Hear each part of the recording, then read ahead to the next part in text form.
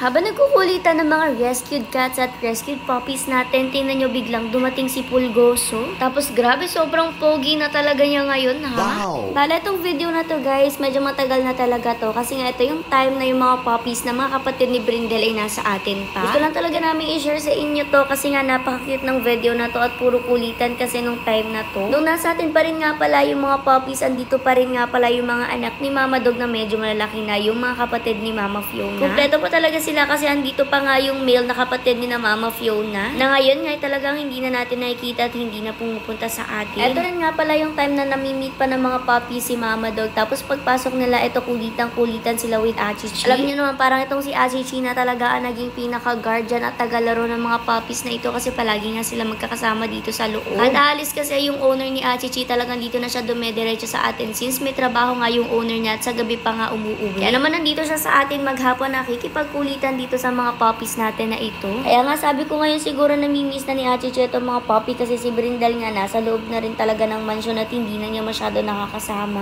Sobra pa naman ang kulitan at laruan nila, yung tipong parang magkakasakitan na talaga pero para sa kanila laro-laro lang yan. Paano ba naman kasi sobrang tindi rin talaga ng kakulitan ng mga puppies natin na ito. Kompleto pa rin nga pala sila dito. Itong isa lang talaga yung kalaro ni Achichi nung time na to hanggang sa maya-maya pa inumpisa na nga nilang palabasin rin yung mga rescued cats natin. Bale noon nga yung kinip natin ng rescued cats ay dalawa lang, si Ming at si Musang. Pero lately nga nakapag-rescue ulit tayo at nagsilakihan na nga sila at dalawa ulit yung natira dito sa atin. Itong si Silverio na kulay silver or gray. Tapos ito nga isang color orange na si Bulagta. O diba nakakaloka talaga yung mga pangalan nila. Paano ba naman kasi kaya Bulagta dahil nabulag nga siya nung bata pa siya. Na-witness yun rin naman kasi talaga yung nangyari sa kanya kung paano nga siya nabulag. Yung time kasi na ma-rescue natin sila, nilagay natin sila sa cage tapos may mga kasama nga siyang iba pang kuting. Tapos siguro nga sa paglalaro nila natamaan nga yung mata niya. Hanggang sa makita na nga lang natin na mamagana yung mata niya tapos dinala nga natin siya sa vet at sabi ng vet nga daw ay nabulag na yung mata niya na yun. Although nawala naman na yung pagganang mata niya pero ngayon nga parang iba pa rin talaga yung itsura ng mata niya at siguro nga hindi siya nakakita sa isang mata niya na yun. Yung isa naman na color gray, Silverio nga ang pinangalan ni Mother. Kasi nga syempre silver nga yung kulay niya pero nung time na to sa video po ay tatlo pa silang magkakasamang magkakapatid. Pero ngayon po si Silverio na lang natira sa atin kasi napa-adapt na po natin yung dalawa pa niyang kapatid. At dito nga sa video kita niyo naman kanina pa nga silang kinukulit ng mga rescued pups natin. Sobrang nainis pa nga sila sa pangungulit ng mga puppies na to, lalong-lalo na itong si Brindel. Sa lahat kasi ng tatlong puppies, si Brindel talaga yung pinakamatindi mangulit dito sa ating mga rescued cat. Hinahabol niya kasi talaga silang lahat tapos kukulit-kulitin at kakagat-kagatin. Pero para sa kanya nga laro-laro lang yun, pero sa mga cats natin medyo nasasaktan rin sila. Kasi syempre doggy naman niya mga yan, iba talaga maglaro ang mga doggies kaysa sa mga cats. Kaya kung mapapansin nyo talagang takbo ng takbo ang mga pusa na to, tumatago na nga dito sa ilalim ng lamesa pero talagang sinusundan pa rin ni Brindel dito. Grabe talaga ang mga kalokohan ni Brindel lalong-lalo na nung bata pa siya. Tingnan nyo naging Tom and Jerry nga ang itsura dito kasi habulan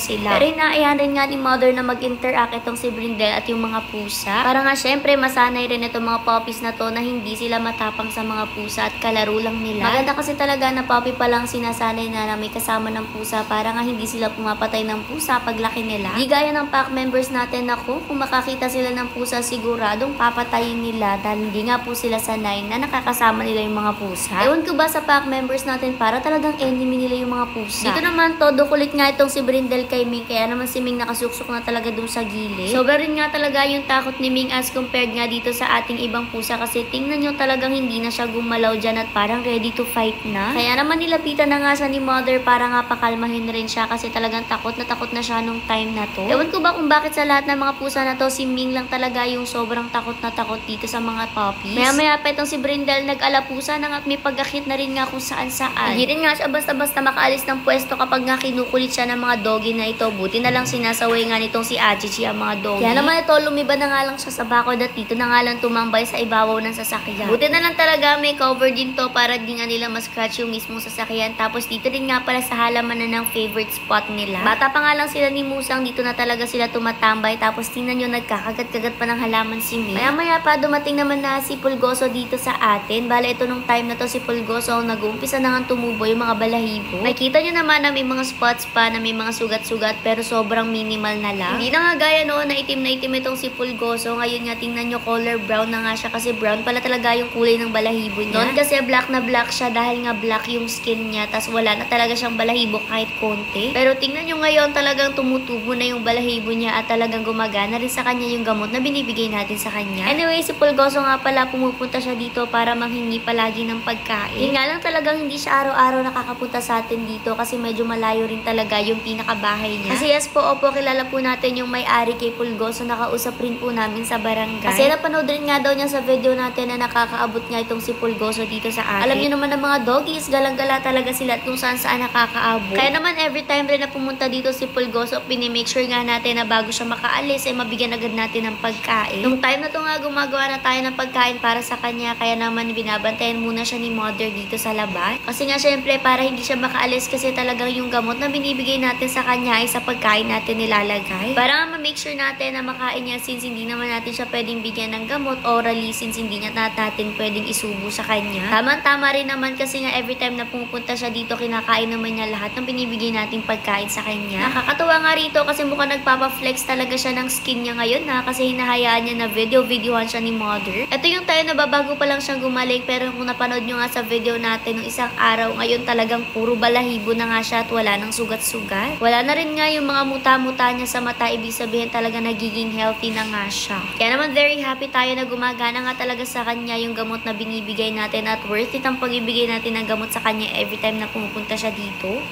Ito nga yung pagkain na ginawa natin sa kanya, very good kasi kinain naman niya at nakain na naman niya yung gamot na nilagay natin. After a few weeks, ito nga bumalik ulit itong si Pulgoso. Tingnan nyo, dito pa nga siya dumaan sa may tubuhan. Tapos ito na nga yung itsura niya after a few weeks. Bale itong video na to parang 2 weeks ago. Tapos ibang-iba na talaga siya ngayon. Panoorin nyo na lang rin nga sa previous video natin yung itsura niya ngayon kasi grabe, poging-pogi na talaga siya. Parang ready na ulit siyang manchiks at grabe talaga